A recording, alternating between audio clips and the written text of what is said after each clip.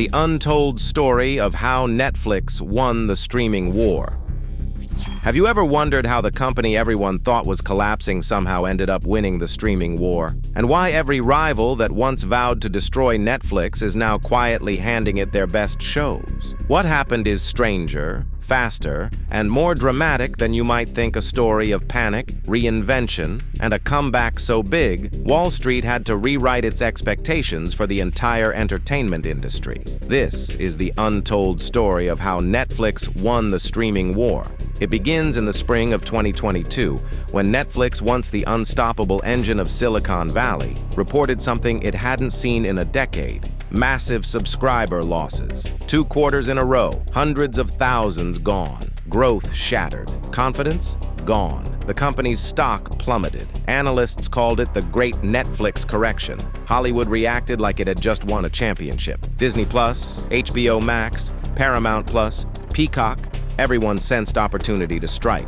After years of watching Netflix dominate streaming, the old studios finally had their chance. But behind the scenes, Netflix's leaders were already scrambling to rebuild the company's strategy at breakneck speed. Reed Hastings, shaking on an investor call, announced reverse of his 2 long-held promises: crack down on password sharing and introduce advertising, because Netflix was in trouble and needed a turnaround strategy. To Hollywood, it looked like desperation. But inside Netflix, this was the start of something entirely different. The moment the company stopped operating like a rebellious tech upstart and started behaving like a mature global empire. The password-sharing crackdown seemed risky, even foolish. Analysts predicted it would drive millions away. But Netflix had a secret weapon: Greg Peters, the tech-savvy COO who would soon become co-CEO. He'd been quietly testing the crackdown for years in places like Chile, Costa Rica, and Peru. The internal data was clear. A careful rollout didn't drive people away. It turned them into paying subscribers. And when Netflix finally pulled the trigger in May 2023, it didn't lose subscribers. It exploded with new ones.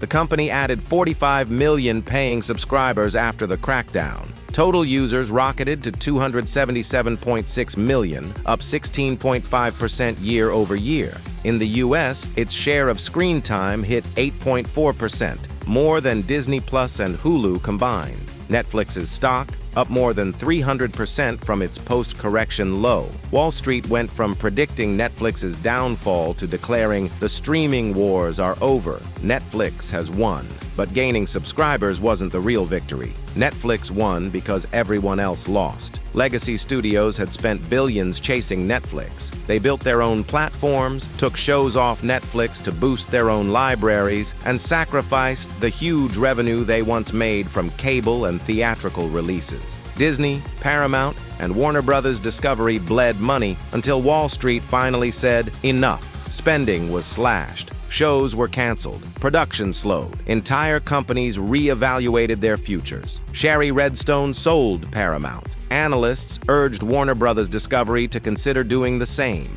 Meanwhile, Netflix kept expanding, and Hollywood's pains started feeding Netflix's growth. Studios that once vowed to never license to Netflix came crawling back. Suddenly, titles like HBO's 6 Feet Under and Insecure, NBC's Suits, and more were back on the platform. And the Netflix effect revived them. Suits became the most streamed series of 2023 despite ending years earlier. As one observer put it, their competitors are so desperate to make money, they're giving this content to Netflix. This is what winning looks like. And it wasn't just better licensing. Netflix's secret advantage was scale, something it built long before anyone else took streaming seriously. Netflix launched streaming in 2007. Disney didn't arrive until 2019.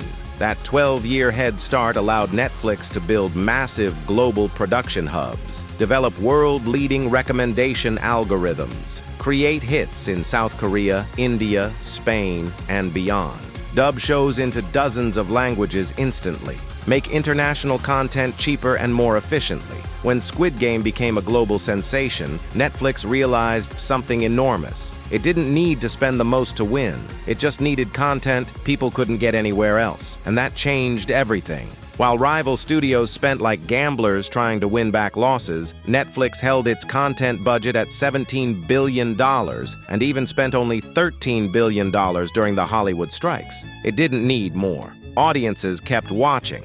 That terrified Hollywood. A veteran producer said, "There is not a writer in this town who thinks their career is going well. The jobs are just not there." Netflix was shaking up Hollywood's old money game and weren't slowing down. But the strangest twist, the 2023 writers and actors strikes, which many hoped would knock Netflix down, ended up making Netflix even stronger. While studios panicked, Netflix held firm. Subscriber growth stayed strong. International productions kept pipelines moving, and the strike forced rivals to license more old shows to Netflix, creating a feedback loop that fed Netflix's dominance. Then came Netflix's next pivot, live content. At first, it stumbled. Chris Rock's live special had glitches. A live reunion show didn't go as planned. But Netflix kept trying because the real goal wasn't just comedy specials, it was sports. The first big experiment was the Netflix Slam, a live tennis event. Then came documentaries. Then Drive to Survive-style unscripted pieces. Finally, Netflix made its biggest bet yet, a $5 billion 10-year deal to stream WWE Raw starting 2025. WWE Raw delivers 17.5 million unique viewers annually. It's weekly, it's predictable, and its fans are loyal. Netflix suddenly had a consistent live event pipeline without paying NFL-style billions. And speaking of the NFL, Netflix will stream a Christmas Day NFL game, its biggest live test yet. Analysts are watching closely. Hollywood is nervous. Meanwhile, Disney CEO Bob Iger openly admits the gold standard is Netflix. We need to be at their level in technology. So how did Netflix keep growing while others shrank? Because Netflix didn't focus on making the best content. It focused on making the most watchable content, fast, cheap, global, and constant. Reality TV like Love is Blind, Selling Sunset, and Is It Cake costs a fraction of a drama series but often outperforms them. International hits like Squid Game, Money Heist, and Indian or Spanish originals cost less but reach more. Then there's gaming. Not profitable yet, sure. But Netflix has quietly acquired studios, released mobile games tied to major shows, and are preparing cloud gaming tests. It's not about money now, it's about building an ecosystem Disney can't match. And Netflix's advertising business, though slower than expected, is still coming. By 2026, analysts expect it to become a powerful revenue driver thanks to Netflix's loyal audience, which watches an average of 60 hours a month. But the most important reason Netflix won, while rivals fought a streaming war, Netflix realized it was fighting a time war. Attention is finite. Competition wasn't just Disney and HBO, it was TikTok, YouTube, Tubi, gaming, sports, podcasts, everything on your phone. Netflix didn't try to beat Disney at being Disney. It tried to beat everyone at being everywhere. It built global pipelines. It diversified formats. It launched live events. It built apps, games, tours, exhibitions, merchandise, billboards across Sunset Boulevard, all while keeping its cost structure lean enough to survive the storms Hollywood couldn't. Today, Netflix wins Emmys. It wins Cannes.